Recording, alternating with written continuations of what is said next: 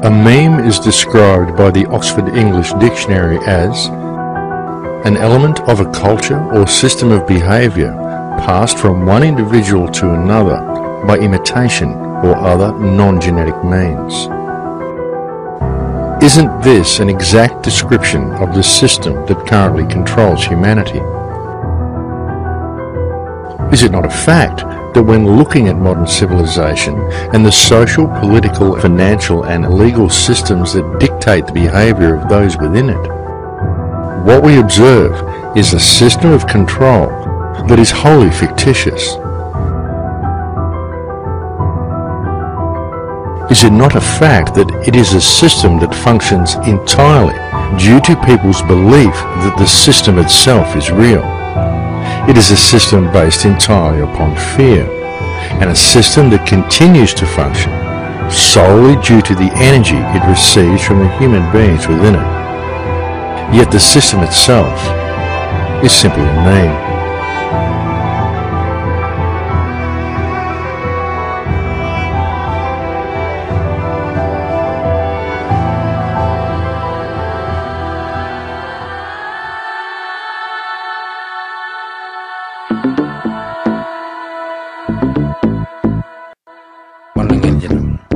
You are me. We are them. I am free.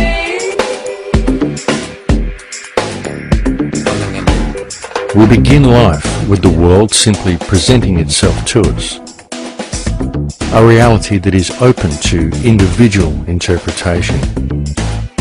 But then, at a very early age, we are taught to perceive things in a certain predetermined and socially acceptable way.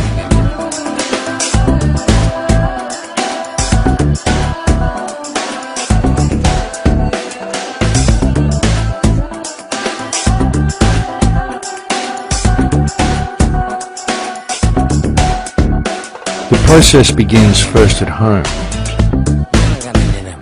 where we are influenced by the beliefs, the attitudes, and the behaviour of our parents and siblings.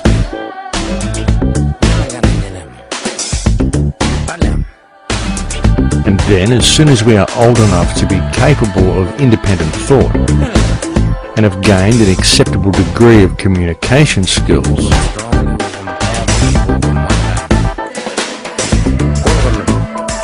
we are immediately placed within a tightly controlled education system,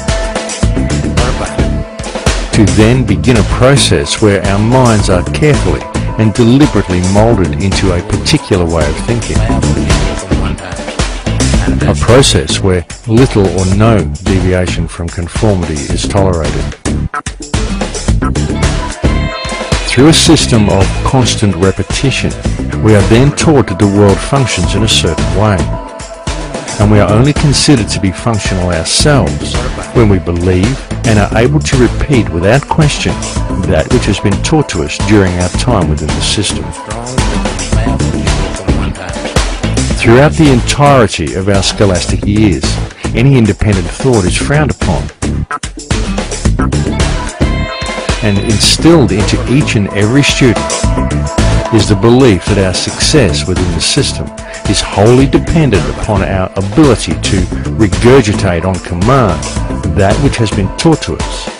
And we are told that upon leaving the education system, our path through life and our standing in reality itself will be determined entirely upon how economically viable our personal endeavours are.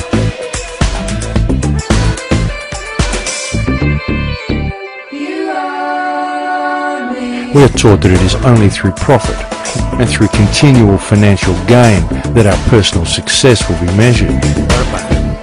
We are taught that we must either work for someone, or we must strive to gain a position in society where someone else will work for us. But either way, all must work. We are essentially taught to be slaves, who will spend the majority of life in the pursuit of paper or of digital credits. And through our belief that this system is real, we find ourselves living within a society that has been structured in such a way that were we not to dedicate our time to the accumulation of such things, then all that nature has provided for us, all that nature has provided freely for the benefit of all, will remain forever out of reach.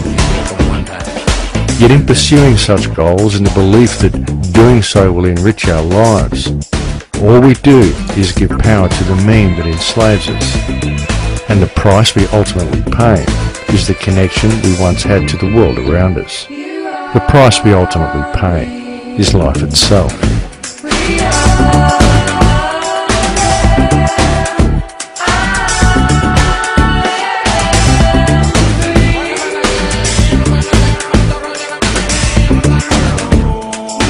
When one examines the evidence and steps back to take in the entire picture, there can be no doubt that the vast majority of human beings live their lives quite literally in a socially and biologically induced trance.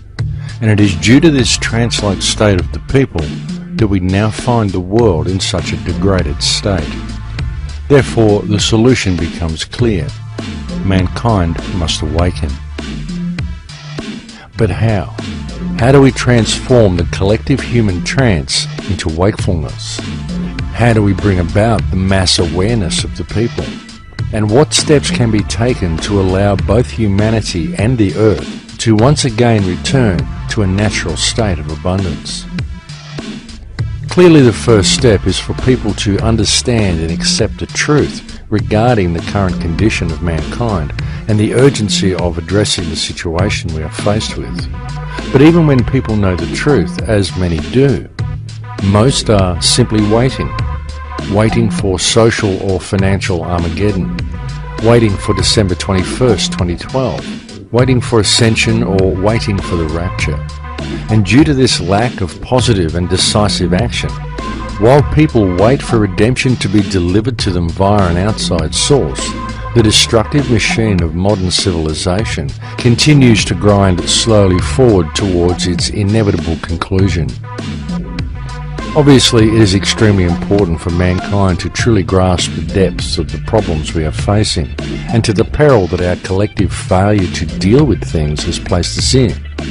And this peril includes not only the human race, but the entire earth and all life upon it.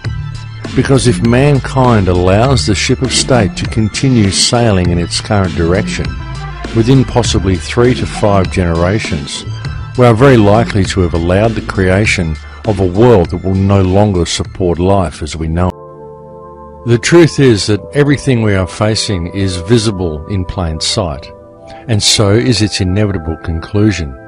It's just that people tend to focus on their own little symptom and never step back to view the entire structure of our world holistically, and thus our response to the problem is compartmentalized, essentially rendering it ineffective.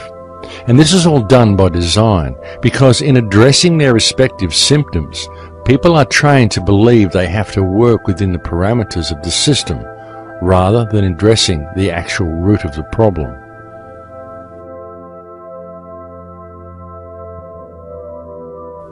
Every single government that exists anywhere in the world today is currently operating in breach of the trust that has been granted to it by the people of their nation. And this is true regardless of which country we are talking about. It is true whether it is a government consisting of duly elected politicians claiming to act in the best interest of the people, whether they are acting out of greed or whether they are simply acting through their belief that the system is real. It is true whether it is a military dictatorship falsely declaring a self-granted right to dictate what is good for others. It is true whether it consists of a monarchy that has declared its divine right to rule and supposedly care for its subjects. Because the reality is that every single government or ruling body in the world today is abusing the power granted to it by the people of the nation it governs.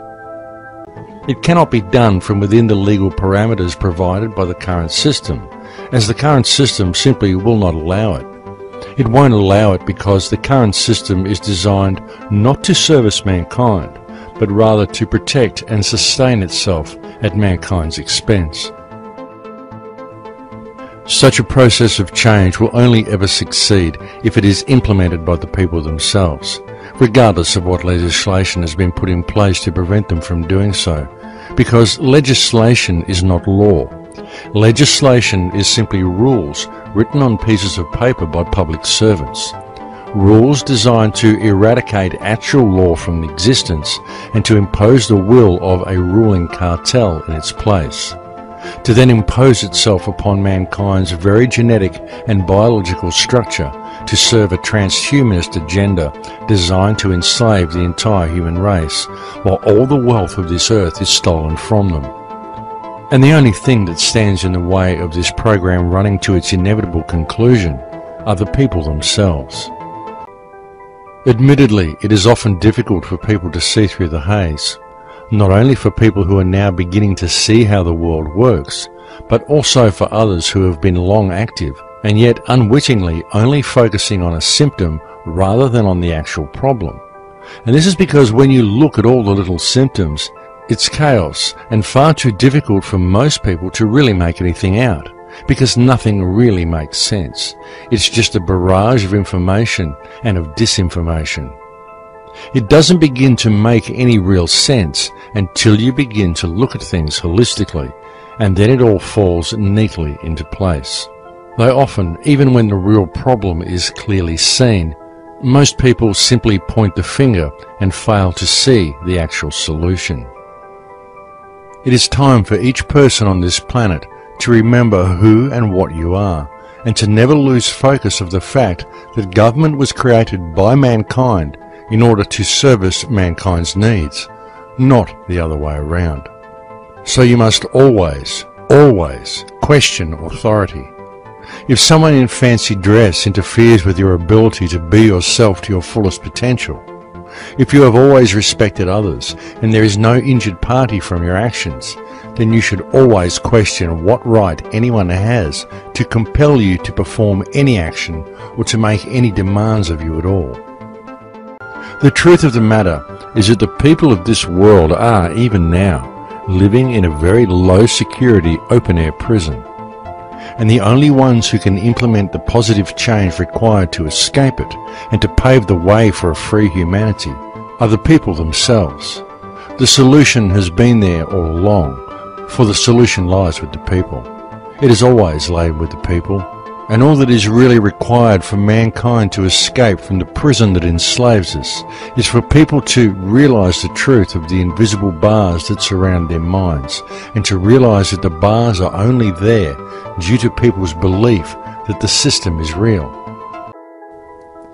Our leaders have replaced true and natural law with a set of rules of their own contrivance, and these rules have served to rob mankind of our earth and of our heritage.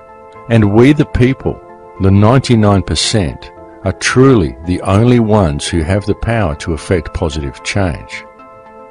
An alternative way of doing things, a system that empowers and frees the populace, will never be implemented via the means of the system that currently enslaves them. There is no legal remedy, no remedy in politics, no remedy in government. There can and will only ever be remedy found in natural law and in a population willing to honour it.